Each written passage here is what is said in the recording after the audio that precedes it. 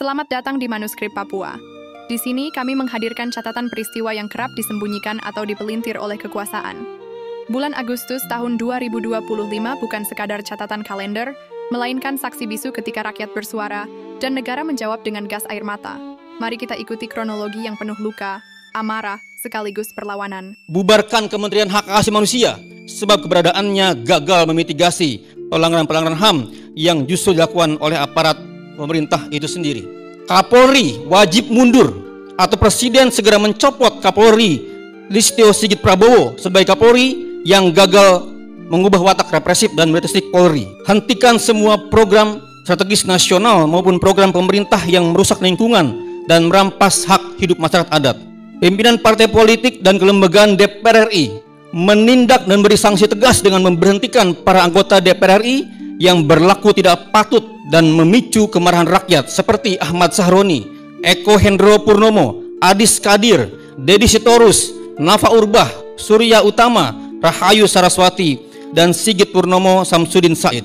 Saya ingatkan sekali lagi untuk bangsa-bangsa yang ada di luar Pulau Jawa. Kondisi Indonesia sudah mulai oleng. Maka oleh sebab itu, jangan sampai kita bangsa-bangsa yang ada di luar Pulau Jawa ikut oleng. Saatnya sekarang kita untuk mengambil kesempatan ini untuk bisa berdiri sendiri. Saya menghimbau semua masyarakat untuk tenang, untuk percaya dengan pemerintah yang saya pimpin. Kami mengikuti video dan itu sangat arogan, brutal, dan kejam. Pada bulan Agustus tahun 2025, Indonesia diguncang gelombang kerusuhan yang awalnya dipicu isu tunjangan anggota Dewan Perwakilan Rakyat. Gelombang ini kemudian berkembang menjadi demonstrasi besar-besaran yang meluas ke berbagai kota, dengan puncak eskalasi terjadi setelah seorang warga sipil bernama Afan Kurniawan meninggal dalam bentrokan di Jakarta.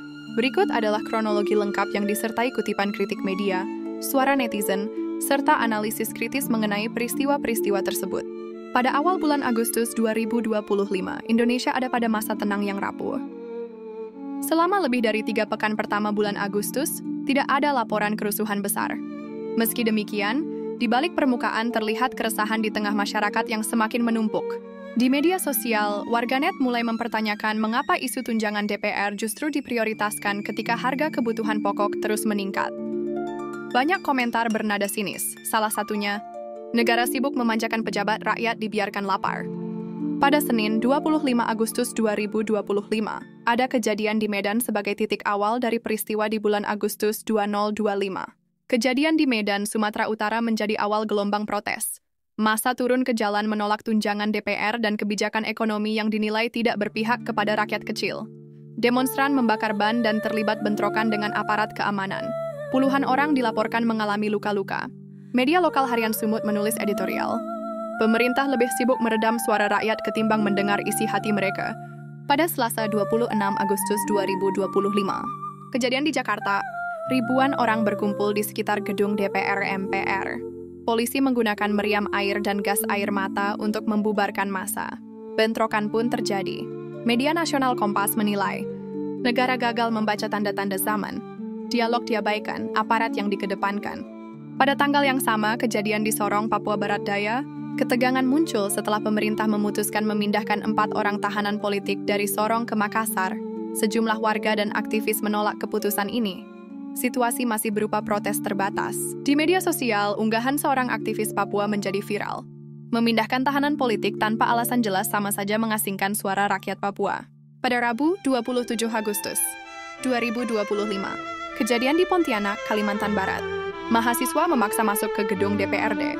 Sebanyak 15 orang ditangkap, fasilitas gedung mengalami kerusakan. Pada tanggal yang sama, kejadian di Sorong, Papua Barat Daya, kerusuhan pecah. Massa menolak pemindahan tahanan, melakukan aksi di jalan, dan bentrok dengan aparat. Laporan menyebut adanya perusakan serta korban. Seorang pengamat politik yang dikutip The Jakarta Post menyatakan, kekerasan di Papua adalah konsekuensi dari kegagalan pemerintah pusat memahami aspirasi daerah. Pada Kamis 28 Agustus 2025, kejadian di Jakarta, ribuan buruh dan mahasiswa turun ke jalan di sekitar DPR MPR. Polisi pun menembakkan gas air mata dan meriam air. Transportasi dikabarkan terganggu. Stasiun Tanah Abang ditutup.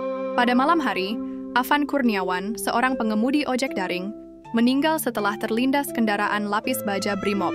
Kematian Afan memicu gelombang kritik luas di media sosial. Tagar bidik keadilan untuk Afan dan reformasi di korupsi lagi menjadi trending. Beberapa kutipan yang viral. Hari ini Afan, besok bisa siapa saja. Nyawa rakyat bukan taruhan politik. Brimob bukan pelindung rakyat, tapi mesin ketakutan. Media Tempo menulis editorial tajam. Pemerintah tak bisa lagi bersembunyi di balik alasan stabilitas. Aparat yang membunuh rakyat harus diadili. Pada tanggal yang sama, kejadian di Sorong, Papua Barat Daya, aparat menambah 100 personel Brimob. Fokus pengamanan diarahkan ke objek vital dan pusat keramaian. Tokoh politik Papua menyampaikan keprihatinan dan meminta pemerintah pusat lebih bijak. Waspada. Pada hari Jumat, 29 Agustus 2025, kejadian di Jakarta, massa memenuhi jalanan, polisi kembali bentrok dengan demonstran. Lembaga Bantuan Hukum melaporkan lebih dari 600 orang ditahan. Di media sosial, beredar luas video penangkapan brutal dengan komentar, "Inilah wajah asli negara polisi." Editorial Media Indonesia menulis, kekuasaan yang alergi kritik akan selalu berujung pada represi. Pada tanggal yang sama, kejadian di Bandung, Jawa Barat, rumah dinas anggota MPR dan gedung DPRD dibakar. Pada tanggal yang sama, kejadian di Yogyakarta, daerah istimewa Yogyakarta, massa membakar gedung layanan SIM terpadu, berkumpul di depan Polda DIY hingga malam. Pada tanggal yang sama, kejadian di Surakarta, Jawa Tengah, aksi di markas Brimob Manahan sempat diwarnai doa bersama, tetapi kembali ricoh. Pada tanggal yang sama, kejadian di Makassar, Sulawesi Selatan, gedung DPRD dibakar. 3 orang tewas terjebak di dalam, 5 orang luka-luka. Di Twitter, seorang warganet menulis, "Api di Makassar adalah simbol amarah rakyat yang dipaksa diam." Pada tanggal yang sama, kejadian di Sorong, Papua Barat Daya, kondisi mulai terkendali setelah penambahan pasukan Brimob. Namun, sebagian warga tetap menganggap pemindahan tahanan sebagai simbol represi. Kejadian di Banda Aceh, di Medan, di Surabaya, di Pontianak, di Gorontalo, di Palu, dan kota-kota lain memperlihatkan gelombang aksi meluas. Aksi solidaritas untuk Afan Kurniawan digelar di depan kantor polisi maupun gedung pemerintahan. Sebagian berlangsung damai, sebagian ricuh. Di media sosial viral poster digital dengan teks, "Afan adalah kita semua."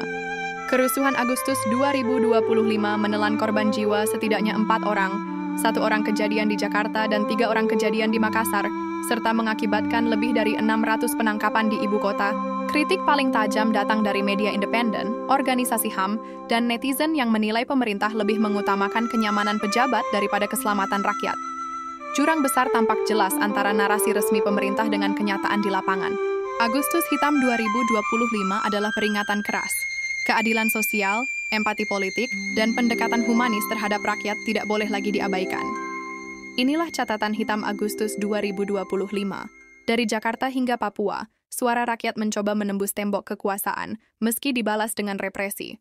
Manuskrip Papua percaya, sejarah harus ditulis, bukan dilupakan. Karena hanya dengan mengingat, kita bisa menuntut keadilan.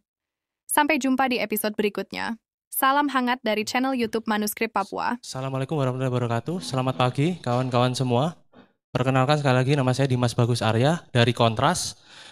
Menebalkan apa yang tadi sudah disampaikan Daniel, kawan-kawan. Kami semua masyarakat sipil mengucapkan bela sungkawa yang paling dalam kepada keluarga almarhum Afan Kurniawan yang dini hari tadi meregang nyawa karena ekses dari kekerasan kepolisian.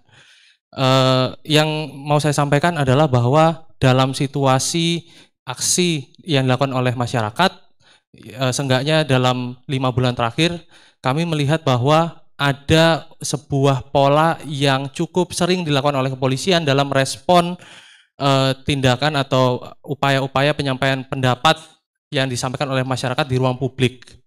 Termasuk kemudian puncaknya adalah di tanggal 25 Agustus dan juga 28 Agustus kemarin gitu ya, yang pada akhirnya menimbulkan sejumlah korban, baik itu korban kekerasan maupun yang kemudian meregang nyawa gitu ya.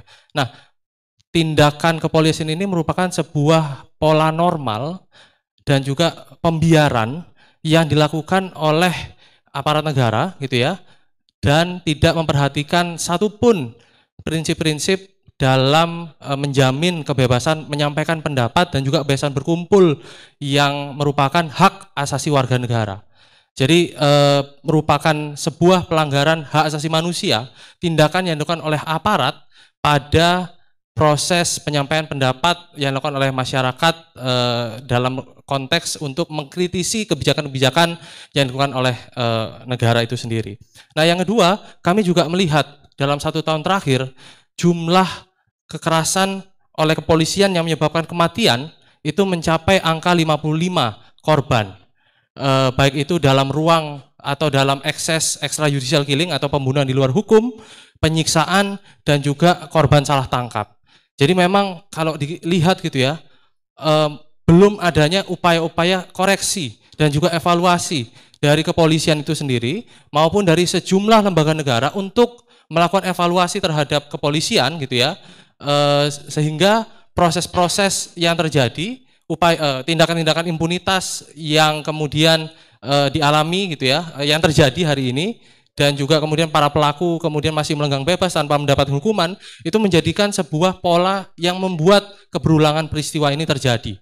Jadi hari ini kami menggarisbawahi bahwa proses-proses yang terjadi hari ini adalah pembiaran dari negara dan juga upaya-upaya pengabaian prinsip-prinsip hak asasi manusia, sehingga terus terjadi tindakan-tindakan kekerasan dari aparat negara kepada warga negaranya. Mungkin seperti itu yang bisa saya sampaikan di awal, dan nanti teman-teman akan menebalkan. Terima kasih. Baik, selanjutnya kita lanjut ke Mbak Rani dari PSHK. Persilakan.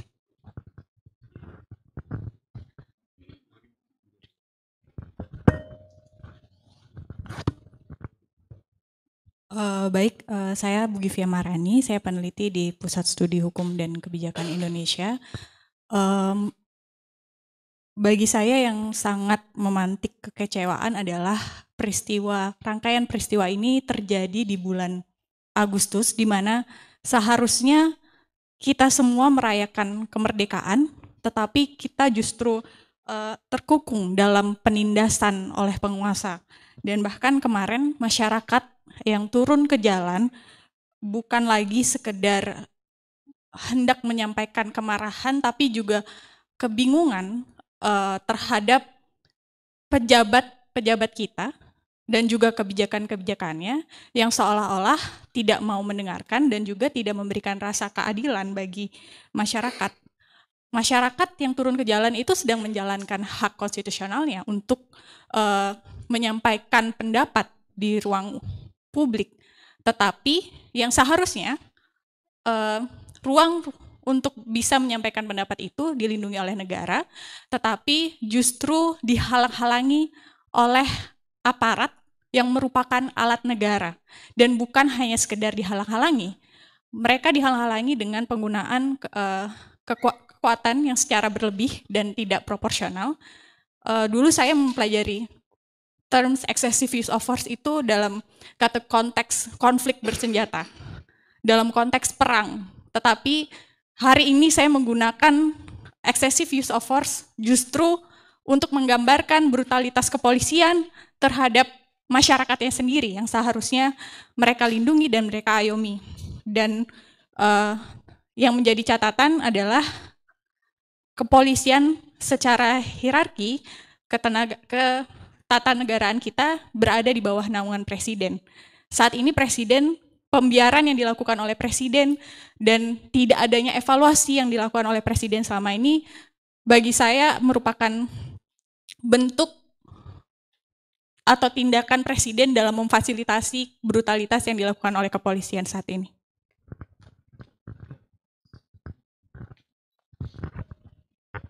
Baik, terima kasih Kak Rani dari PSHK. Selanjutnya ada Mbak Alin dari Greenpeace. Silakan. Baik, terima kasih. Selamat pagi kawan-kawan jurnalis. Saya Khalisa Khalid dari Greenpeace Indonesia. Pertama tentu turut berduka yang mendalam atas berpulangnya kawan Afan akibat tindakan brutalitas dari aparat keamanan, aparat kepolisian. Mungkin sebagian besar dari kita yang hadir di sini semalam itu sangat berat untuk mengelola emosi kita. Rasa sedih, marah, membuncah gitu, karena dalam waktu belakangan ini kita dihadapkan pada tindakan-tindakan dan praktek kekerasan dan brutalitas yang dilakukan oleh aparat kepolisian kepada warga negara yang sedang menuntut hak-haknya. Kami melihat ini bukan hanya sekedar kekerasan dan brutalitas yang dilakukan oleh aparat kepolisian dalam menangani protes-protes, tetapi ini juga kekerasan negara. Karena kalau kita lihat protes-protes dan demonstrasi yang dilakukan oleh kawan-kawan dipicu oleh kebijakan-kebijakan negara yang tidak berpihak kepada rakyat, dan ditambah dengan berbagai pernyataan-pernyataan dari pejabat publik yang memicu kemarahan, yang memicu keresahan, dan juga sekaligus menunjukkan begitu besarnya ketimpangan yang terjadi gitu ya, termasuk begitu ketidakpekaan pejabat publik kita, baik yang ada di parlemen maupun yang ada di pemerintahan. Jadi ini adalah kekerasan negara terhadap rakyat dalam merespon isu-isu hak-hak yang seharusnya mereka lindungi. Dan sekaligus sebenarnya kegagalan negara memastikan keamanan, keselamatan bagi seluruh warga negara yang sedang menjalankan hak-hak konstitusional, termasuk hak konstitusional untuk menyampaikan pendapat, pikiran dan keresahan melalui aksi-aksi dan demonstrasi. Bagi kita masyarakat sipil, bagi Greenpeace, protes adalah salah satu jalan untuk memperjuangkan hak-hak kita sebagai warga negara, dan itu direpresi oleh tindakan kekerasan dan brutalitas oleh aparat keamanan. Selain tadi praktek yang selama ini dilakukan, kekerasan dan brutalitas oleh aparat keamanan karena pembiaran dan impunitas, sehingga kekerasan dan brutalitas terus terjadi. Dan seakan diamini oleh kekuasaan tertinggi dalam hal ini Presiden. Karena itu kami mengutuk, kita semua mengutuk kekerasan dan brutalitas yang dilakukan oleh aparat kepolisian dan kekerasan yang dilakukan oleh negara kepada masyarakat, kepada warga negaranya. Dan yang terakhir yang mau saya sampaikan, kekerasan dan brutalitas aparat keamanan ini bukan hanya terjadi di Jakarta, tetapi juga terjadi di berbagai daerah lainnya. Kalau kita ingat, tanggal 25 terjadi kekerasan dan brutalitas di Sorong di Papua. Ini juga sebenarnya menebalkan kekhawatiran kita atas tindakan kekerasan dan brutalitas yang terus terjadi. Dan mungkin supaya tidak terluput ya, bahwa ini bukan hanya terjadi di Jakarta, tapi juga dialami di berbagai wilayah, termasuk kawan-kawan Papua yang di Sorong yang mengalami tindakan brutalitas dan represivitas dari aparat kepolisian. Mungkin itu saja dari kami Greenpeace Indonesia, untuk kita terus bergandeng tangan dan masyarakat sipil, seluruh elemen masyarakat sipil, untuk terus bersuara. Terima kasih. Baik, terima kasih. Kawan-kawan, diingatkan untuk waktu maksimalnya 2 menit karena kita ada banyak pembicara pada hari ini. Selanjutnya dari Mas Lakso dari IM57, silahkan. Oke kawan-kawan semua, Assalamualaikum warahmatullahi wabarakatuh. Selamat pagi, panjang umur perjuangan. Saya Lakso Aninito dari IM57 Plus Institute. Yang pertama, kami mengucapkan duka yang sedalam-dalamnya untuk Pak Afan ya, yang berpulang, dan juga kita doakan supaya Pak Umar lekas sembuh yang saat ini dalam tahap proses pengobatan. Aku menyampaikan 2 poin aja secara singkat. Yang pertama, imunitas terhadap penegak hukum itu menjadi salah satu celah mengapa korupsi bisa terus terjadi. Nah, untuk itu saya meminta proses penyelesaian atas meninggalnya 2 orang ini tidak diselesaikan hanya melalui pendekatan etik saja. Tapi pihak kepolisian harus melakukan proses penyidikan secara menyeluruh untuk bisa meminta pertanggungjawaban secara pidana. Dan apabila diperlukan, saya meminta Presiden Republik Indonesia untuk membuat tim khusus yang bersifat independen untuk bisa melihat secara menyeluruh mengenai kekerasan yang terjadi dalam rangkaian demonstrasi ini. Apakah memang pihak-pihak dari kepolisian dan pihak-pihak lain itu harus dimintakan pertanggungjawaban, dan kalau bisa dalam tataran penegakan hukum pidana. Yang kedua, poin yang saya sampaikan adalah saya melihat ini bukan hanya sekedar adanya pihak yang meninggal saja dalam kejadian ini, tapi saya melihat adanya kegagalan respon pemerintah secara general, yang ini pertanggungjawabannya harus dilakukan pada level Presiden Republik Indonesia dan Kepala Kepolisian Republik Indonesia. Kenapa? Karena ada dua hal. Yang pertama, kombinasi keadaan hari ini itu disebabkan karena respon pemerintah yang tidak tanggap dalam menanggapi kenaikan harga beras dan juga adanya tindakan-tindakan kenaikan gaji DPR dan lain-lain. Jadi ini merupakan satu bentuk reaksi yang menurut saya tidak pantas dilakukan oleh pemerintah. Yang kedua, dari sisi penegak hukum, terjadi brutalitas yang dilakukan oleh pemerintah dan ini harus dimintakan pertanggungjawaban pada level Kapolri. Karena brutalitas dan meninggalnya satu pihak ini hanyalah rangkaian dari rangkaian kekerasan yang sudah terjadi sebelum-sebelumnya. Jadi saya meminta kepada Presiden untuk bertanggung jawab dan secara gentle bertanggung jawab atas segala yang terjadi pada kondisi hari ini. Karena tanpa adanya hal tersebut, transparansi dan akuntabilitas tidak akan terjadi. Mungkin itu yang ingin saya sampaikan. Terima kasih. Ya, terima kasih Bang Lakso dari IAB57. Selanjutnya ada Pedro dari Lokataru. Waktunya 2 menit, dipersilakan. Oke, baik. Terima kasih. Mungkin saya akan cepat saja karena banyak rekan-rekan juga. Pertama saya ucapkan turut berduka cita, berbelasungkawa atas kematian saudara kita, Afan, yang dibunuh oleh polisi dan juga korban kekerasan lainnya. Saya mungkin akan menyampaikan 4 poin secara ringkas. Poin pertama adalah soal catatan Lokataru Foundation terkait dengan penangkapan pada saat aksi kemarin. Jadi berdasarkan catatan Lokataru, setidaknya ada 600 orang yang ditangkap di Polda Metro Jaya. Mereka ditangkap itu ketika menuju lokasi aksi, di stasiun, di halte, juga ditangkap ketika sedang berada di area DPR, dan juga ditangkap ketika sedang ada di DPR. Dari 600 orang tersebut, mayoritas adalah pelajar dan anak di bawah umur. Jadi berdasarkan hasil pemantauan Lokataru seperti itu, dan ini adalah pola yang terulang, mereka ditangkap tidak dengan adanya dasar hukum. Jadi ditangkap hanya untuk diamankan agar tidak menuju lokasi aksi. Dalam bahasa lain ini adalah penculikan dari 600 orang tersebut. Gitu. Setelah kami lakukan pendampingan kemarin, kemudian dilakukan pembebasan secara bertahap terhadap orang-orang tersebut.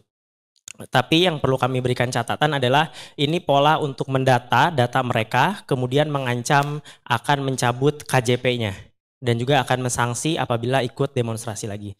Jadi mungkin boleh dibantu oleh rekan-rekan jurnalis untuk juga mengkonfirmasi kepada Gubernur Provinsi DKI Jakarta.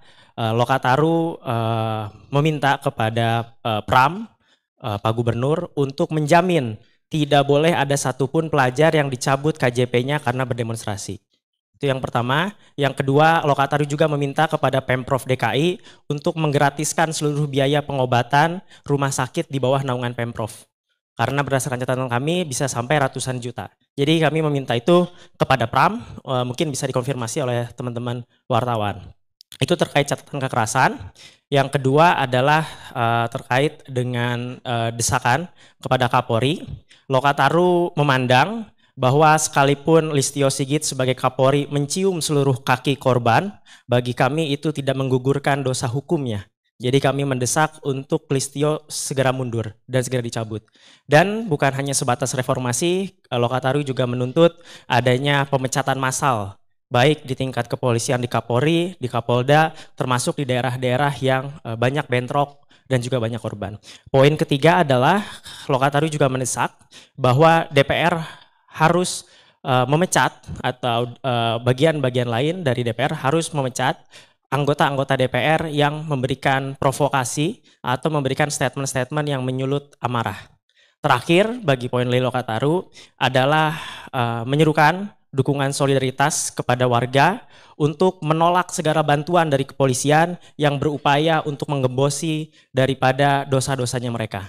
Jadi kami berharap warga semakin kuat dan juga semakin nyata untuk memberikan solidaritasnya. Terakhir, saya sampaikan bahwa apa yang terjadi hari ini bukan ditunggangi, bukan dibayar, bukan dan seterusnya, tapi ini melainkan akumulasi dari kemarahan publik. Itu mungkin saya, Del Pedro Marhen, Direktur Eksekutif dari Lokataru Foundation. Terima kasih. Ya, terima kasih. Selanjutnya kita beralih ke Bang Usman Hamid dari Amnesty International Indonesia. Silakan.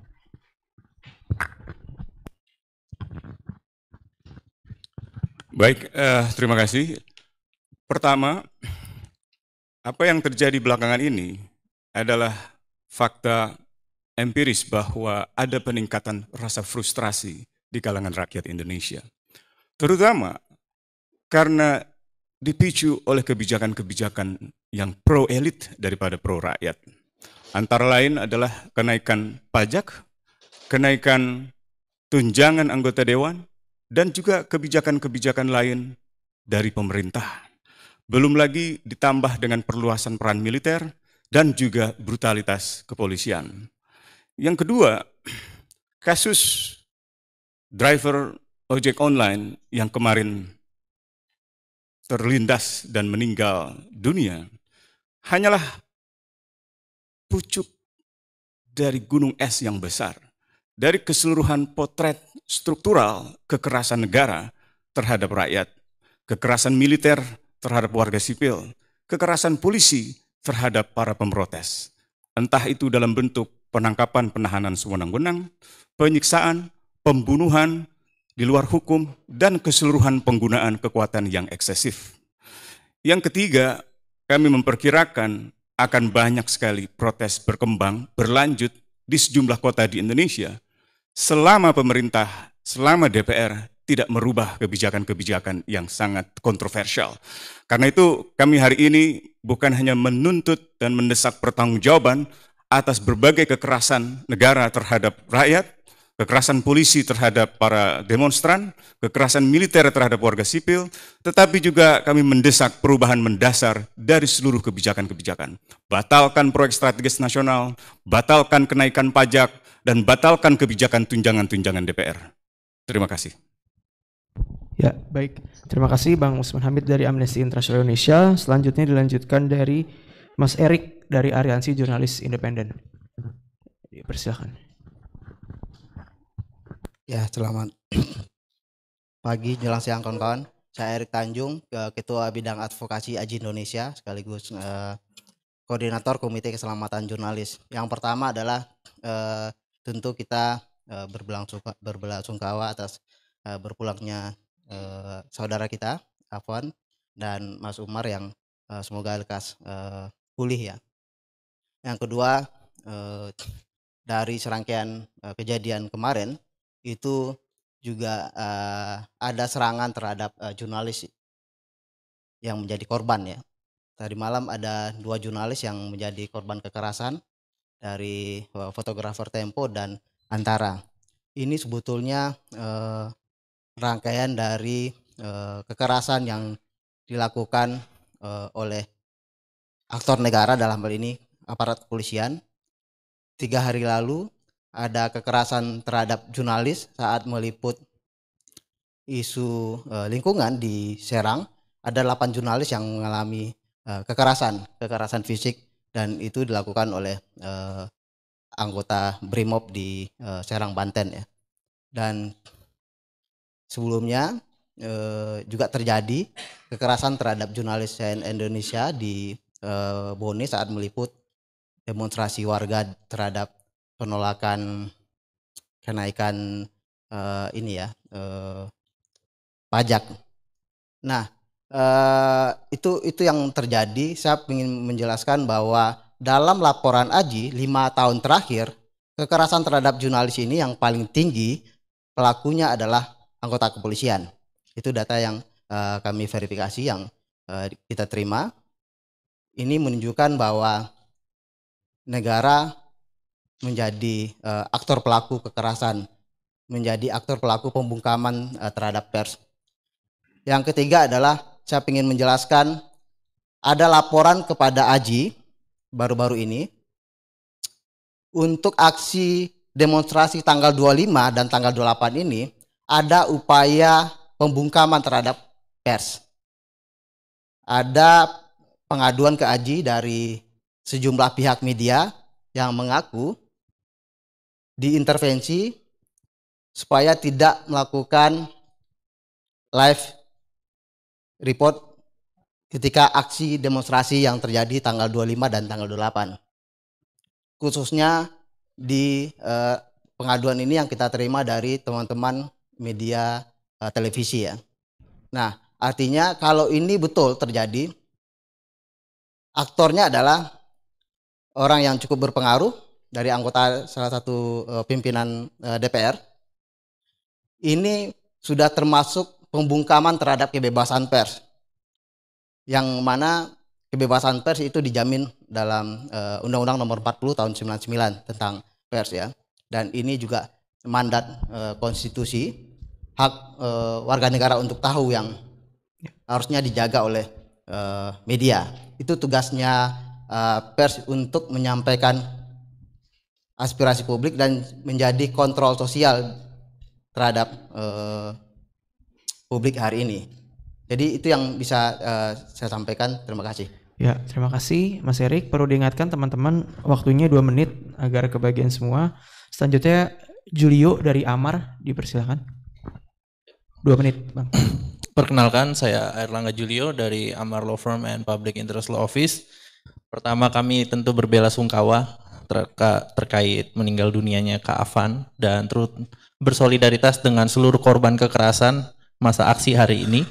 Kami ingin menggarisbawahi sebagai advokat dari Amar bahwa independensi tim untuk penyelidikan dan penyidikan kekerasan massa itu harus dikedepankan.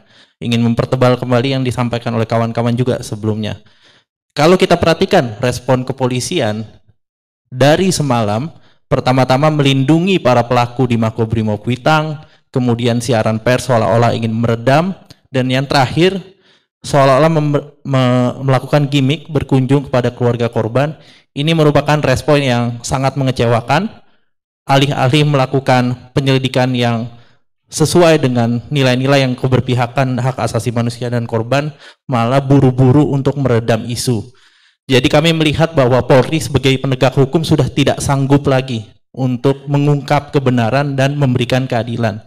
Kami mendorong untuk membentuk tim independensi agar setiap unsur masyarakat sipil dapat lihat dengan transparan dan penyelidikan-penyelidikan dapat dilakukan dengan akuntabilitas yang tinggi. Terakhir, kami juga mendorong untuk seluruh lembaga negara independen agar proaktif dari Komnas HAM, Komnas Perempuan, Ombudsman, hingga pengawas kepolisian independen, agar jangan menunggu dari tim advokasi untuk mengadukan satu persatu aduan, tapi proaktif ketika faktanya sudah jelas, bukti-buktinya sudah terpampang dengan jernih, agar segera cepat untuk melakukan respon-respon dan menekan lembaga-lembaga penegak hukum. Bahkan serangkaian tindakan kekerasan yang kita perhatikan beberapa bulan belakangan ini dari sejak May Day, itu bisa dikatakan pelanggaran HAM. Dan apakah bisa dikatakan pelanggaran HAM berat? Mungkin saja bisa, karena terus-menerus dilakukan dan tidak ada penyelidikan atau pengungkapan yang tuntas terhadap kasus-kasus kekerasan kepada aksi massa. Terima kasih. Ya, terima kasih Bang Julio dari Amar. Selanjutnya Bang Mustafa dari LBH Pers, dipersilakan. Waktunya 2 menit. Baik, terima kasih. Saya Mustafa, Direktur Eksekutif LBH Pers. Yang pertama adalah kami menuntut evaluasi secara menyeluruh dan pertanggungjawaban dari Kapolri Jenderal Listio Sigit atas segala bentuk praktek brutalisme aparat dalam proses pengamanan aksi demonstrasi yang terjadi selama periode ini gitu. Kemudian kami juga mencatat atau menggarisbawahi bahwa serangan-serangan yang dilakukan terhadap peserta demonstrasi juga dialami oleh teman-teman jurnalis gitu. Selama 2025 setidaknya beberapa seri demonstrasi yang besar gitu, termasuk May Day, kemudian revisi undang-undang TNI, hingga kemudian yang kemarin 25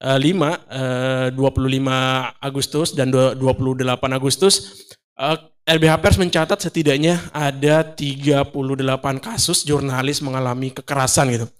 Tapi sampai sekarang tidak pernah ada proses penegakan hukum. Adapun beberapa kemudian yang menjadi perhatian, kami hanya mendapatkan kabar bahwa kepolisian meminta maaf, melakukan kunjungan dan lain-lain.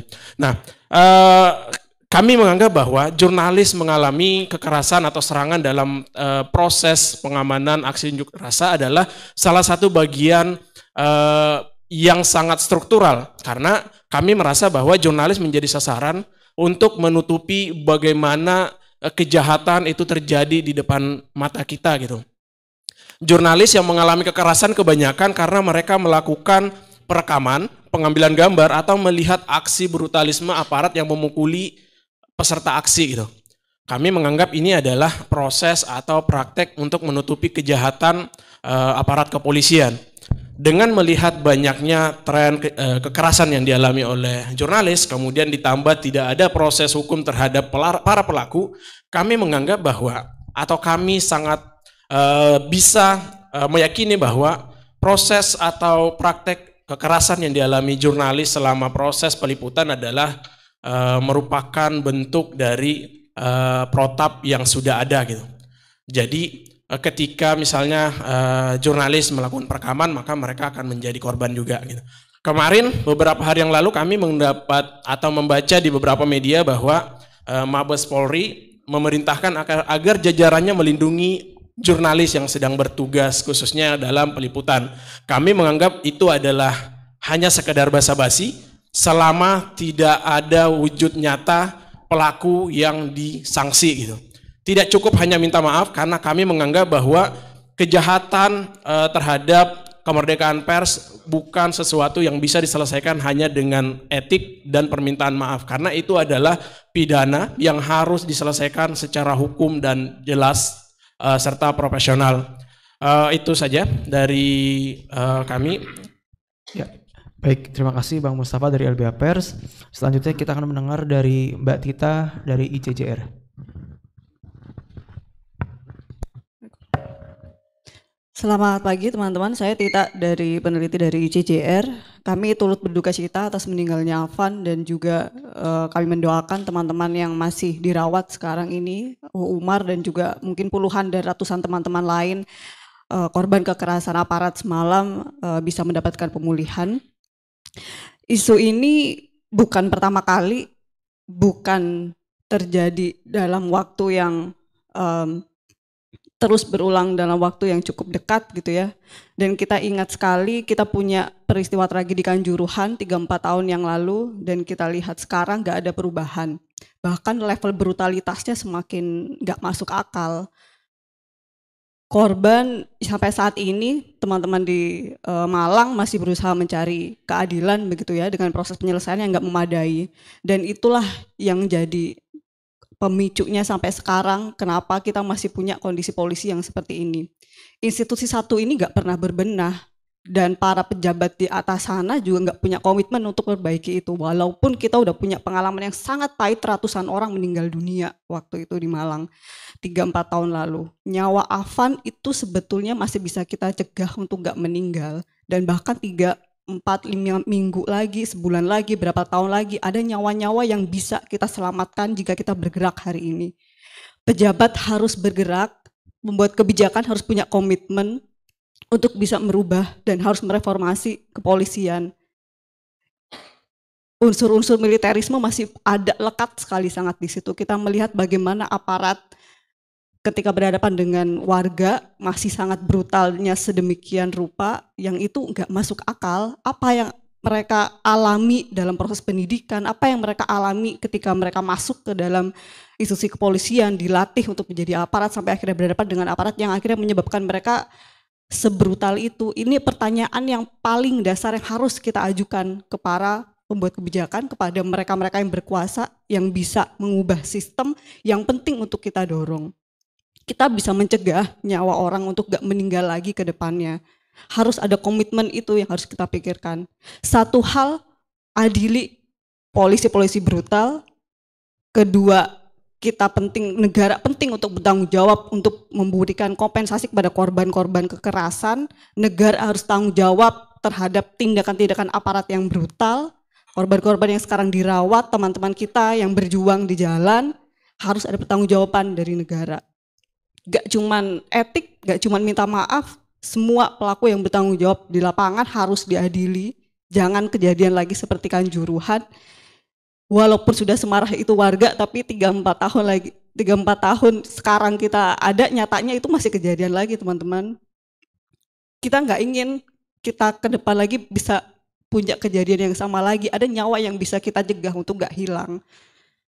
Jadi semoga ini bisa menggugah semua orang, teman-teman kita berjuang bersama kita suarakan ini karena mereka yang di atas akan baik-baik aja kalau kita biasa-biasa aja. Dan yang terakhir, sependapat dengan teman-teman yang lain, reformasi sistem Polri ini harus dikuatkan, harus diajukan, harus diagendakan, harus diprioritaskan.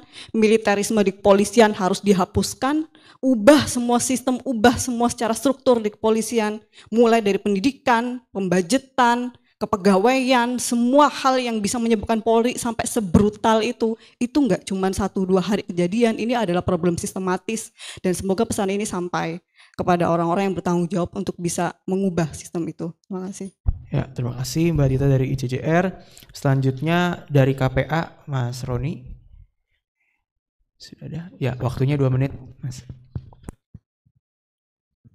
Ya, saya Roni dari Konsorsium Pembaruan Agraria. Tentu kami berduka cita dan juga turut berbela sungkawa atas wafatnya Saudara Afan dan Saudara Umar yang saat ini masih dirawat.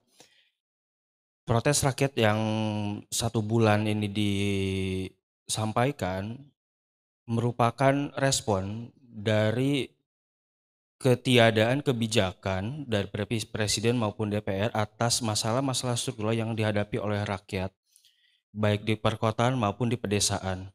Berdasarkan pemantauan KPA selama beberapa bulan terakhir, protes yang dilakukan rakyat, terutama kaum tani, terhadap kebijakan-kebijakan Presiden yang banyak merampas tanah-tanah di pedesaan, itu juga banyak mengalami represivitas dan brutalitas. Terjadi di lebih dari 10 lokasi di Indonesia di mana petani hanya mempertahankan tanahnya itu dikriminalisasi, direpresi, bahkan juga banyak dari korban tersebut adalah perempuan dan anak-anak. Sehingga kejadian kemarin menandakan bahwa hari tanggal 28 Agustus merupakan hari terkelam selama pemerintahan Prabowo sejauh ini. Oleh karena itu, Presiden Prabowo harus berani bertanggung jawab dan memimpin langsung agar terciptanya kondusivitas di tengah protes-protes yang dilakukan oleh masyarakat sipil di banyak tempat. Kemudian, KPI juga mengutuk keras bagaimana pendekatan-pendekatan represivitas dan brutalitas yang dilakukan oleh TNI, kepolisian di berbagai tempat, dan meminta agar adanya perubahan pendekatan, cara, mekanisme, dan kebijakan oleh pemerintah, terutama aparat, bagaimana ketika menangani protes, penyelesaian konflik agraria, dan juga pendekatan-pendekatan yang lebih berkemanusiaan di kemudian hari. Demikian pernyataan sikap kami, saya kembalikan.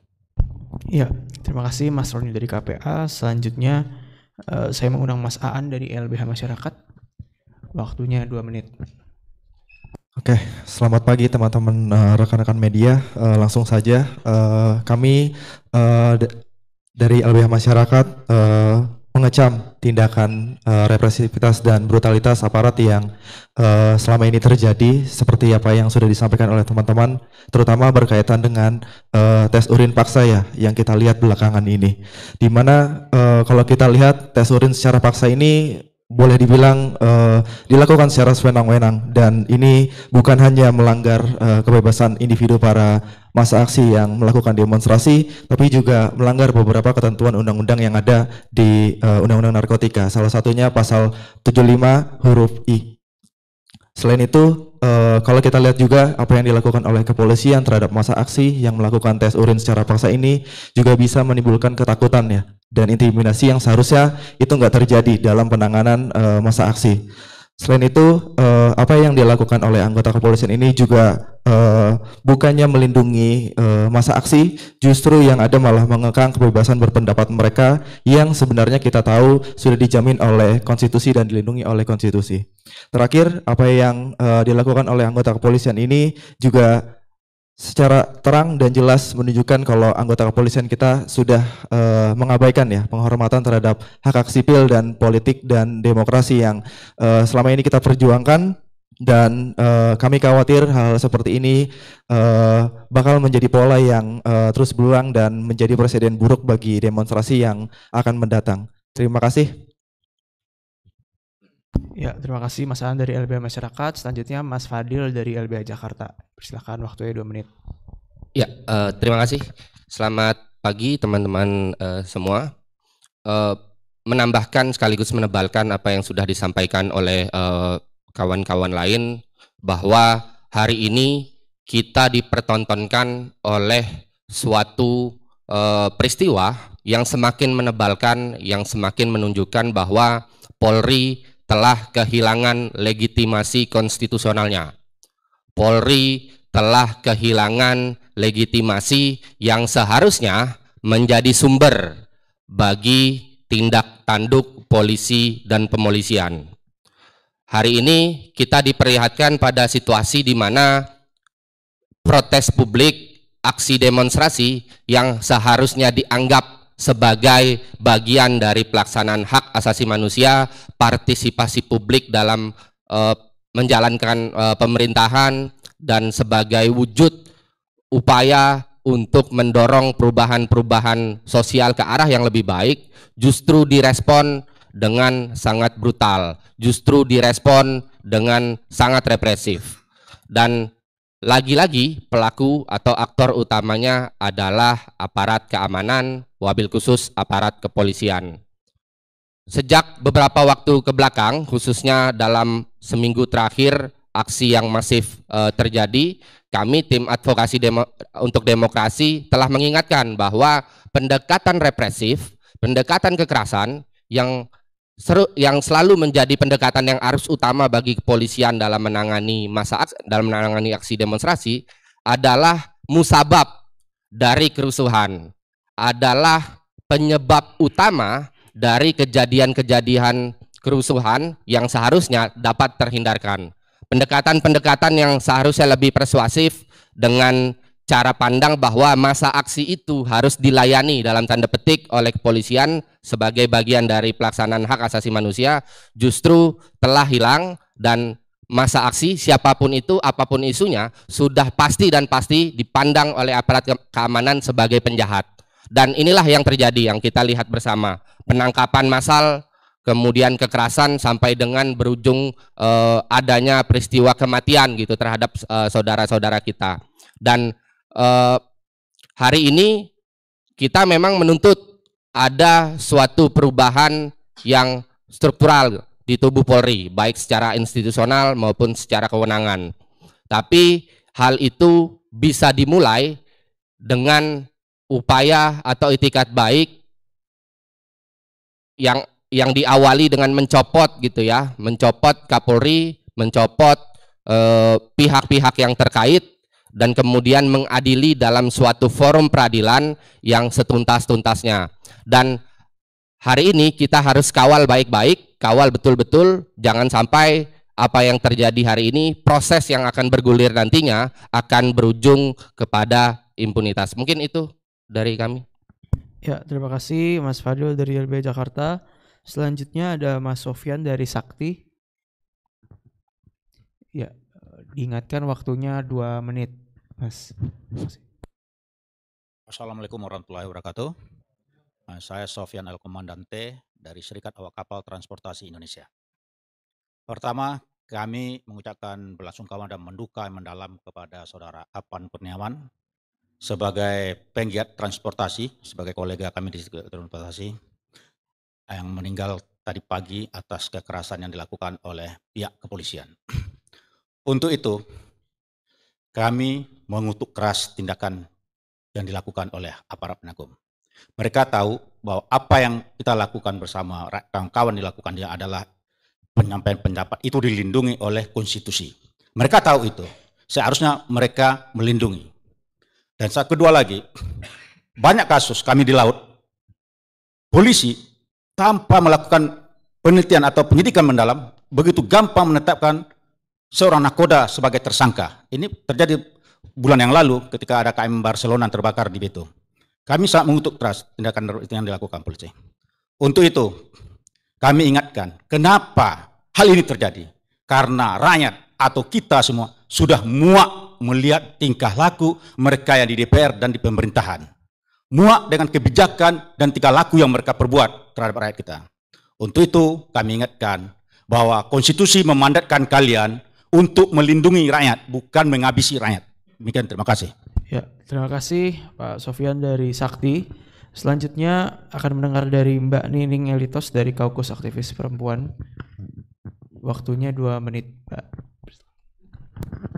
Iya, selamat pagi. Nama saya Nining Elitos. Saya sebagai perwakilan dari Kaukus Aktivis Perempuan dan juga mewakili dari pengurus pusat Federasi Serikat Buruh Bersatu KASBI. Hari ini sebenarnya kita semua sakit gitu ya, sakit karena melihat rakyat mati dibunuh karena berjuang atas kesewenang-wenangan kekuasaan yang selama ini sebenarnya tidak melakukan perubahan atas apa yang menjadi tuntutan rakyat gitu ya gitu. Kita tahu sebenarnya tuntutan rakyat adalah bagaimana rakyat sejahtera, rakyat mendapatkan keadilan, mendapatkan kesetaraan dan ruang-ruang demokrasi. Tapi berbagai macam regulasi, kebijakan, bahkan perilaku-perilaku pejabat dan wakil-wakil rakyat tidak menunjukkan bagaimana mereka sebagai pengurus negara menjalankan mandat dari konstitusi negara. Mensejahterakan, memberikan ruang kebebasan, bahkan bagaimana kesehatan keselamatan dari rakyatnya itu bukan menjadi prioritas. Tapi mereka menjadi bagian dari merusak bangsa, mengeksploitasi sumber daya alam dan sumber daya manusia kita. Untuk itu kami mengutuk keras atas tindakan aparat yang terus melakukan represivitas, kriminalisasi, bahkan melakukan pembunuhan. Sudah sejak lama, bukan kemarin saja. Reformasi di korupsi sejak 2019, 2020 Omnibus Law Undang-Undang Cipta Kerja, berapa nyawa kaum muda hilang. Dan sampai hari ini para pelakunya tidak pernah dihukum. Terus kemudian RKUHP, bahkan terakhir ya kemarin kita lihat kemarahan rakyat karena memang penguasa sudah gagal mesejahterakan rakyat, penguasa gagal melindungi rakyatnya, penguasa gagal bagaimana membuat bangsa ini berdaulat gitu ya gitu. Sehingga mereka hanya bercokol bagaimana kepentingan segelintir oligarki dan kemudian kepentingan golongannya. Tapi mengabaikan aspek kemanusiaan, aspek keadilan yang tertinggi seharusnya didapatkan oleh rakyat. Itu yang kemudian kita sangat menyayangkan, bahkan kita tidak hanya mengecam, tapi kita dalam keprihatinan yang mendalam. Kita mendesak agar dihentikan segala represif, kriminalisasi, bahkan pembunuhan terhadap rakyat yang turun ke jalan. Rakyat turun ke jalan karena dipaksa oleh kekuasaan sendiri, membuat berbagai macam regulasi-regulasi, kebijakan-kebijakan, bahkan perilaku-perilaku elit-elit politik, bahkan kemudian pejabat-pejabat negara kita tidak lagi merepresentatif apa yang menjadi mandat dari konstitusi untuk menjalankan agar rakyat dan bangsa ini berdaulat, agar rakyat ini sejahtera, agar rakyat ini berkeadilan. Tapi justru sebaliknya. Untuk itu saya mewakili Kaukus Aktivis Perempuan dan sekaligus pengurus Pusat Federasi Serikat Buruh Bersatu KASBI mengecam segala tindakan agar memberikan hukuman tidak hanya cukup kepada permohonan maaf, tapi hentikan segala tindakan kalau kemudian negara ini ingin tetap rakyatnya aman. Jadi jangan salahkan rakyat yang turun ke jalan. Seharusnya yang dilindas itu wakil-wakil rakyat dan pejabat yang hari ini membunuh rakyat, yang memaksa rakyat turun ke jalan. Mereka tidak melihat bagaimana persoalan rakyat kaum buruh yang semakin sulit mendapatkan, bukan hanya kaum buruh, rakyat kesulitan mendapatkan pekerjaan, pendapatan yang layak. Tapi wakil-wakil rakyatnya berjoget ketika fasilitas pejabat, fasilitas dan tunjangan mereka naik gitu ya gitu. Mereka tertawa begitu bahagianya melihat rakyat menderita. Untuk itu jangan hentikan perlawanan, teruskan rakyat Indonesia untuk berlawan dan berani bersuara melakukan atas kesewenang-wenangan kekuasaan yang semakin tidak berpihak rakyat. Terima kasih, selamat pagi, wabillahi taufiq hidayah, wassalamualaikum warahmatullahi wabarakatuh. Baik, terima kasih Mbak Nining dari Kaukus Aktivis Perempuan dan FSBB KASBI. Selanjutnya Mas Yogi dari ISF ORP. Silakan, waktunya 2 menit. Oke, saya Yogi Febriandi dari ISFOP. Asosiasi Dosen untuk Kebebasan Beragama atau Berkeyakinan. Kami mengucapkan bela sungkawa kepada korban yang kemarin itu mendapatkan tindakan kekerasan oleh aparat kepolisian. ISFOP sebenarnya menyayangkan tindakan-tindakan kekerasan dan yang tidak beradab dari aparat negara, karena sejatinya kekerasan yang dilakukan dengan alat-alat politik negara itu merupakan kejahatan terhadap kemanusiaan. Dan seperti yang telah disampaikan oleh kawan-kawan lainnya, kejadian ini bukan yang pertama. Dan kita harapkan ini menjadi yang terakhir. Maka untuk itu ISFOP meminta kepada Polri untuk mengevaluasi sistem, mengevaluasi kinerjanya, terutama berkaitan dengan cara-cara polisi merespon aksi-aksi masyarakat yang turun di jalan. Ini bukan kekerasan yang pertama sekali, jadi kita harapkan jangan sampai kekerasan-kekerasan ini ke depannya nanti dinormalisasi, karena terus-menerus berulang, seakan-akan ini menjadi SOP yang hidden dari kepolisian, yang terus-menerus mereka wariskan ke junior-junior mereka. Ini harus yang menjadi yang terakhir, maka kami meminta kepada Kapolri untuk lebih mengedepankan sisi humanis dari penegakan atau merespon aksi-aksi masyarakat dan tindakan-tindakan yang mengedepankan keadaban.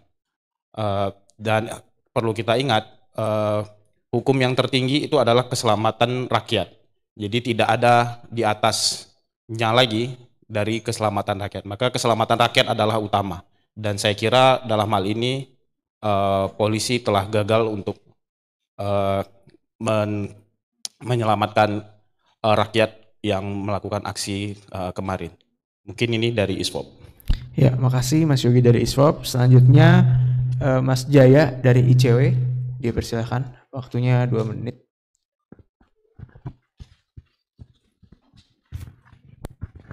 Ya, selamat pagi semuanya. Saya Jaya dari ICW. ICW turut mengucapkan berduka cita terhadap para korban yang menjadi korban represi oleh kepolisian. ICW menganggap bahwa kejadian ke belakang ini terjadi atau lahir karena kebijakan pemerintah DPR. Salah satunya itu menyetujui peningkatan anggaran kepolisian. ICW melihat beberapa tahun ke belakang kepolisian melakukan dalam tanda kutip penguatan yang jauh dari kata presisi, malah justru berujung represif. Di sisi anggaran kepolisian sepanjang 2019 sampai 2025, 3,8 triliun itu dikumpulkan dari pajak warga, tapi digunakan untuk mempersenjatai kepolisian. Salah satu diantaranya adalah pengadaan kendaraan keamanan yang sebesar 762,3 miliar. Tadi malam kendaraan taktis yang dibeli dari pajak warga itu melindas ojol Afan Kurniawan. Polisi tidak pernah belajar dari tragedi yang terjadi setiap tahun. Anggaran yang besar justru dibuat tidak untuk berbenah. Justru pendekatan kekerasan dipilih dengan mempersenjatai diri. Ini tergambar dari masifnya pengadaan alat-alat pengendali massa. Bahkan lagi-lagi kemarin gas air mata kadaluarsa ditembakkan ke kerumunan. Belum kering luka di tragedi reformasi di korupsi, Indonesia gelap, tragedi Kanjuruhan, dan praktik kekerasan lainnya oleh kepolisian, muncul lagi tragedi baru ini. Ini harus dihentikan. ICW merasa pemerintah harus berhenti mendanai alat-alat keamanan yang berlebih dan kepolisian berhenti membeli alat keamanan untuk merepresi warga. Dan kemudian yang terakhir, kepolisian perlu melakukan reformasi besar-besaran di tubuh kepolisian. Terima kasih. Baik, terima kasih Mas Jaya dari ICW. Selanjutnya ada Mbak Ika dari Perempuan Mahardika.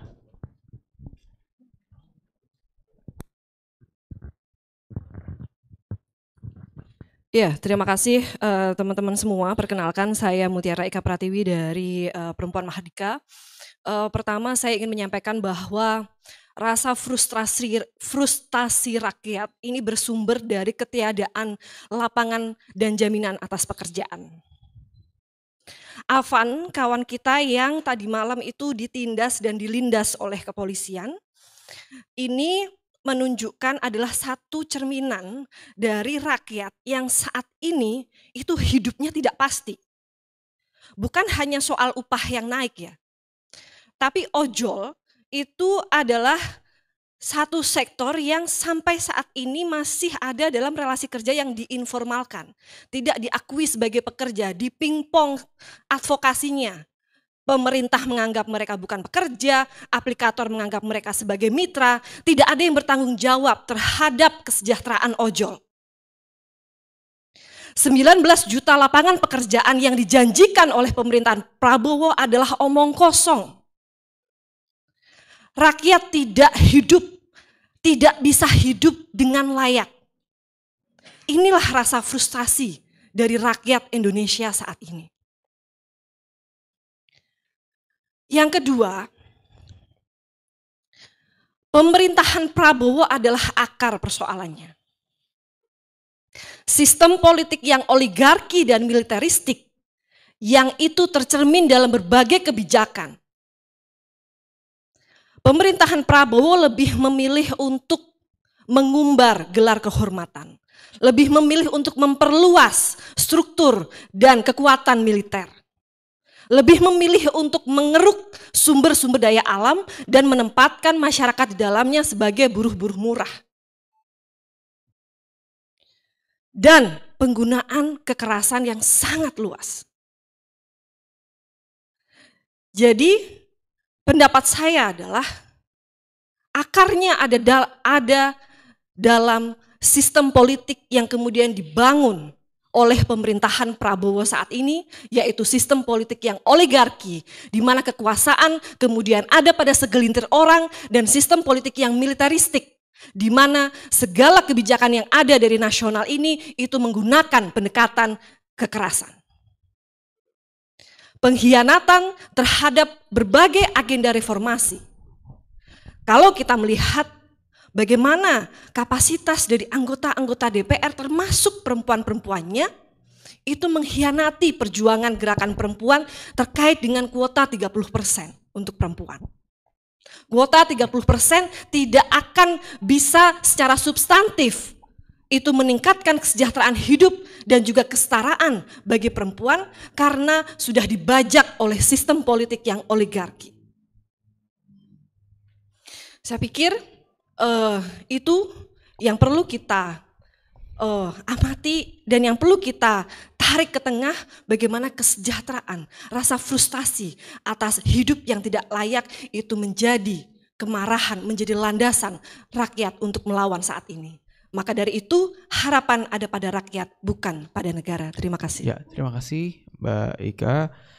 Selanjutnya Mbak Indria dari Ajar, dipersilahkan waktunya 2 menit. Mbak. Terima kasih, saya Indria Fernida dari Asia Justice and Rights. Tentu saja kami bersolidaritas dan mengucapkan belasungkawa terhadap korban yang sudah meninggal dan saat ini masih banyak yang luka-luka, bahkan masih ada di di kepolisian. Kami melihat bahwa sebenarnya sumber masalahnya tentu saja tentang ketidakadilan sosial bagi kita semua. Kita dihadapkan langsung dengan kepolisian, padahal jelas-jelas sebelumnya ini adalah kritik berat terhadap wakil rakyat di DPR, dan rasanya itu yang harus dikembalikan dalam proses pembenahan kebijakan berdemokrasi ini.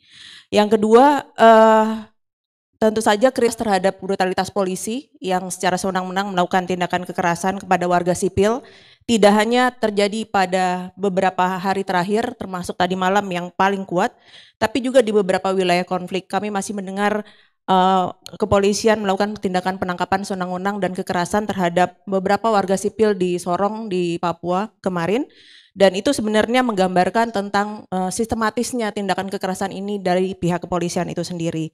Padahal kepolisian sebenarnya selain punya tugas untuk melakukan penegakan hukum, sebenarnya punya tugas untuk memberikan perlindungan, pengayoman dan pelayanan kepada masyarakat.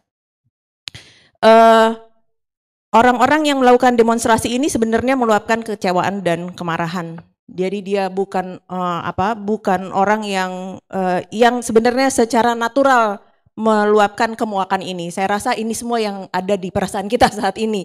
Mungkin tidak semua dari kita bisa melakukan demo secara langsung, tapi kita melakukan dengan cara yang masing-masing. Sangat menyedihkan ketika kemudian saat ini, hari ini kita mendengar bahwa sekali lagi yang muncul adalah statement dari beberapa pejabat publik yang bilang ini adalah settingan asing gitu ya. Saya rasa itu adalah kata-kata yang terus-menerus disampaikan kepada publik untuk memecah belah kita. Padahal kita tahu ini adalah genuine rasa yang kita rasakan saat ini dan rasa untuk melawan ketika kita menghadapi ketidakadilan. Yang terakhir kami mau bilang bahwa tentu saja pelaku harus dihukum, harus ada reformasi total tidak hanya pada polisian tapi dari proses kebijakan negara ini. Demokrasi harus diselamatkan meskipun kita tahu sebenarnya menyandarkan harapan kepada pemimpin saat ini juga sangat tipis gitu dengan kondisi yang sekarang. Tapi kita tahu kalau kita tidak berteriak, kita tidak meminta, maka kemudian impunitas akan berlaku. Apa yang terjadi pada pemilihan pahlawan kemarin menunjukkan hal itu, bahwa orang-orang yang terlibat dalam kekerasan di masa lalu bahkan menjadi pahlawan. Yang terakhir saya mau menyatakan bahwa Indonesia jangan seenak-enaknya aja. Indonesia adalah negara pihak dari PBB, ada pihak lain yang memantau proses demokratisasi di negeri ini. Kami sebagai masyarakat sipil akan mengajak teman-teman secara internasional untuk juga menyuarakan hal ini, karena hal ini juga banyak terjadi di Asia, ancaman terhadap kebebasan sipil dan berekspresi, dan tentu saja pelapor khusus PBB tentang kebebasan berekspresi dan berpendapat perlu mendengar hari ini dan menegur pemerintah Indonesia.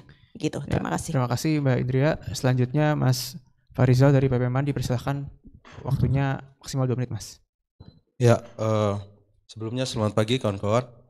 Saya Farizal Dirhan dari Perhimpunan Pembela Masyarakat Adat Nusantara, PPMan. Dalam hal ini ingin menyampaikan beberapa poin terkait dengan kejahatan yang telah dilakukan oleh pihak kepolisian terhadap saudara Afan. Pertama, kami turut berduka cita terkait dengan meninggalnya saudara Afan dalam hal memperjuangkan demokrasi di Indonesia. Yang kedua, kami ingin menyampaikan solidaritas dan duka yang sangat mendalam terhadap keluarga dan juga kerabat almarhum. Yang ketiga, kami mengecam tindakan brutal aparat kepolisian dalam menangani aksi damai yang seharusnya dilindungi oleh konstitusi. Kemudian yang keempat, kami menyatakan bahwa penggunaan kekerasan berlebihan hingga menyebabkan hilangnya nyawa adalah bentuk pelanggaran hak asasi manusia yang paling serius. Dan ini harus diusut. Kemudian yang kelima, kami menegaskan bahwa Polri telah gagal menjalankan tugas konstitusionalnya sebagai pelindung, pengayom, dan juga pelayan masyarakat. Artinya, Polri harus dievaluasi. Yang keenam, kami menuntut pertanggungjawaban hukum bagi aparat yang terlibat langsung maupun atasan yang lalai dalam pengendalian pasukan. Kemudian yang ketujuh, kami mendorong dilakukannya investigasi independen dan transparan terhadap peristiwa ini dengan melibatkan Komnas HAM, Ombudsman, dan organisasi masyarakat sipil dan juga yang lainnya. Kemudian yang kedelapan, kami menyerukan solidaritas masyarakat sipil untuk terus mengawasi dan menekan negara agar menghentikan praktik represif dan menjamin keadilan bagi korban. Yang berikut yang ingin saya sampaikan dan tekankan adalah bahwa kami menegaskan bahwa perjuangan korban dalam hal ini adalah almarhum Afan itu tidak boleh sia-sia dan harus terus berlanjut dan terus berlanjut. Terima kasih. Ya, terima kasih. Selanjutnya ada Mas Iqbal dari Perludem.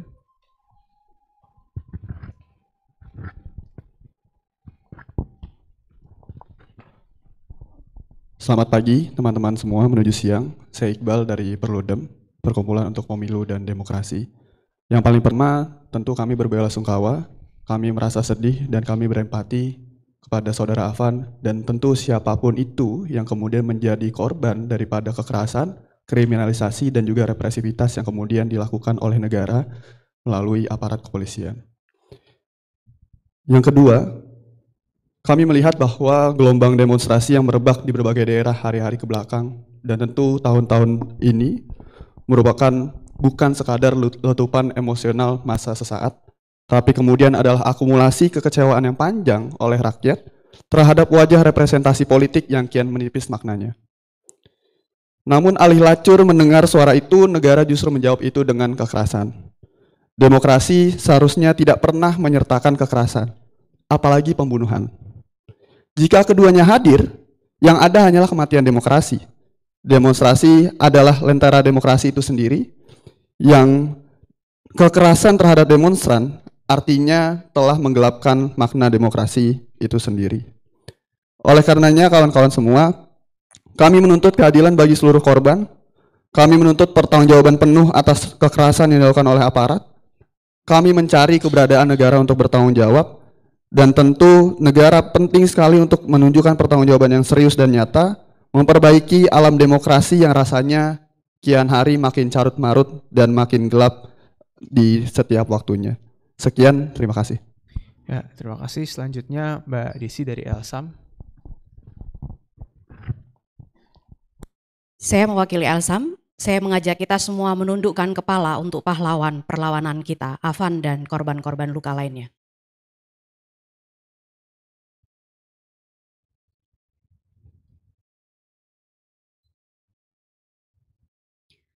Terima kasih kawan-kawan. Rakyat dihianati, korban luka dan meninggal terus terjadi. Pengambilan kebijakan publik yang nirempati dan tanpa partisipasi.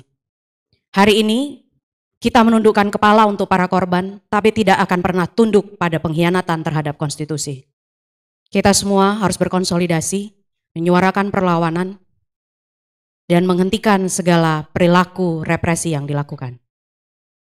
Elsam menyuarakan 3 hal. Pertama, Presiden Prabowo harus bertanggung jawab atas apa yang terjadi saat ini. Dia harus memerintahkan Polri untuk berbenah dan dievaluasi. Hentikan segala represi dan semuanya harus berkonsolidasi menyelamatkan Republik ini. Yang kedua, Polri harus menghentikan semua upaya menyabotase hak sipil warga dan harus berupaya untuk kembali pada filosofi dibentuknya Polri. Yang ketiga, DPR RI bertanggung jawab penuh atas persetujuan lahirnya kebijakan publik yang buruk di Republik ini. Dansa, tarian, dan semua kebrengsekan yang dilakukan oleh mereka harus di-recall dan dihentikan tugas dan fungsinya jika mereka tidak mampu memenuhi amanat konstitusi. Yang keempat, seluruh lembaga independen harus bertanggung jawab mengawasi penanganan atas jatuhnya korban pada demonstrasi kali ini. Terima kasih. Ya, terima kasih. Rekan-rekan sepertinya sudah semua. Kita akan membacakan sikap bersama dan sekaligus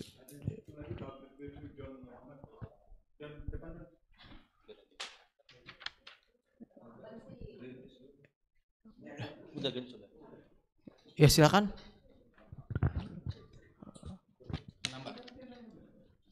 Ya, silakan waktunya maksimal 2 menit.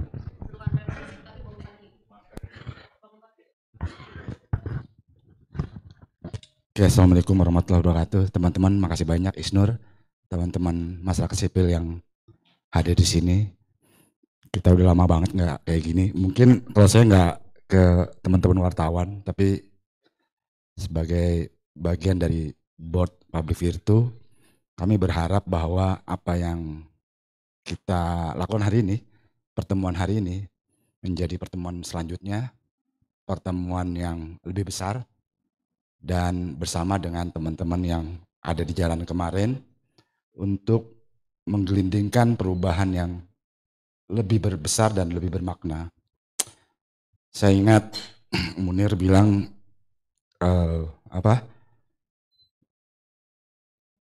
hanya orang yang hidup yang bisa memaknai kematian. Dan kita dari semua ini berjuang untuk memaknai mereka-mereka yang gugur dari sejak mungkin 65 gitu ya, sampai sekarang. Dan selama itu nggak berubah, selama kita nggak bisa maknai dengan sebuah kemenangan, apapun gitu, maka dia akan terus terjadi.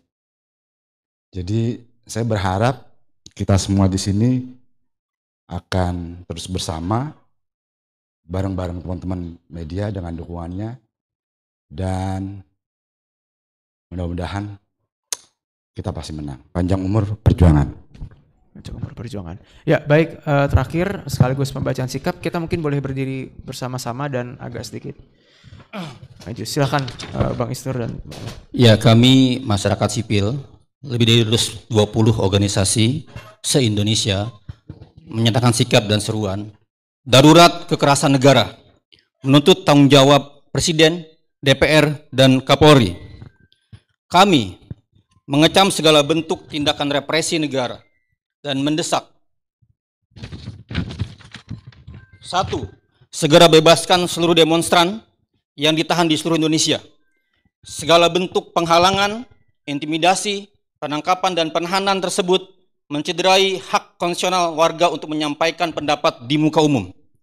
2. Presiden segera mendesak dan memerintahkan Polri untuk menghentikan seluruh sikap represif dalam menangani demonstrasi dan menarik mundur seluruh pasukan, batalion, TNI dalam segala bentuk penghalangan bentuk demonstrasi. 3. Kapolri dan Presiden bertanggung jawab penuh untuk menangkap, mengadili dan memproses serta menghukum secara transparan pidana anggota polisi serta pemberi perintah tindakan kekerasan pada masa aksi, bukan hanya sekedar meminta maaf dan mekanisme etik. 4. Presiden perlu membentuk tim independen untuk melakukan penyelidikan dan penyidikan terhadap semua pelaku kekerasan terhadap masa aksi 28 Agustus 2025. 5. Kapolri wajib mundur atau Presiden segera mencopot Kapolri Listio Sigit Prabowo sebagai Kapolri yang gagal mengubah watak represif dan militeristik Polri. 6. Tidak hanya Kapolri, institusi atau kelembagaan Polri harus dievaluasi dan direformasi secara menyeluruh atau total. Presiden perlu memerintahkan investigasi independen dan transparan atas berbagai pelanggaran, termasuk namun tidak terbatas pada pengamanan aksi demonstrasi. Lalu memulai agenda reformasi kepolisian secara sistematis. Sudah saatnya kepolisian dipaksa berubah menjadi lembaga profesional, akuntabel, demokratis, dan jauh dari abuse of power. 7. Pimpinan partai politik dan kelembagaan DPR RI menindak dan beri sanksi tegas dengan memberhentikan para anggota DPR RI yang berlaku tidak patut dan memicu kemarahan rakyat seperti Ahmad Sahroni, Eko Hendro Purnomo, Adis Kadir, Dedi Sitorus, Nafa Urbah, Surya Utama, Rahayu Saraswati, dan Sigit Purnomo Samsudin Said. 8. Presiden dan DPR segera penuhi tuntutan warga, mulai dari atasi krisis lapangan kerja, batalkan rancangan KUHAP, hentikan semua program strategis nasional maupun program pemerintah yang merusak lingkungan dan merampas hak hidup masyarakat adat. Bahas dan sahkan segera RUU perampasan aset yang mengedepankan partisipasi publik yang bermakna. Hentikan pengolahan anggaran negara yang bertolak belakang dengan prinsip efektif dan efisien dan kebijakan pajak yang berkeadilan. 9. Pihak TNI untuk tidak memasuki ruang-ruang sipil dan memanfaatkan situasi untuk merusak kondisi demokrasi lebih jauh. 10. Komnas HAM jangan hanya diam dan perlu segera melakukan penyelidikan pro justisia atas dugaan kejahatan kemanusiaan, pelanggaran HAM serius, extrajudicial killing, atau penggunaan kekuatan berlebih dalam insiden penabrakan pengemudi ojek online dan kendaraan BRIMOB saat demonstrasi di Jakarta, serta kekerasan-kekerasan lainnya saat demonstrasi. 11. Komnas HAM harus melakukan pemantauan dan menghentikan tindakan pemerintah maupun aparat kepolisian yang memberikan kontrol berlebihan atas media sosial dan tindakan-tindakan pers lainnya selama aksi penyampaian pendapat sebagai pelanggaran terhadap hak atas kebebasan berekspresi, hak atas informasi, dan hak atas partisipasi publik sebagai dijamin oleh UUD 45 dan Konvensi Hak Sipil. 12.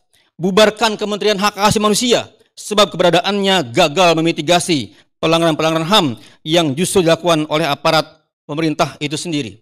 Yang terakhir, kami menyerukan kepada seluruh warga negara Indonesia di mana berada untuk tidak takut terus bersuara, terus menyampaikan solidaritasnya, terus bersatu, dan turut terlibat dalam mengawal perubahan-perubahan negara ini. Salam dari kami. Assalamualaikum warahmatullahi wabarakatuh. Manuskrip Papua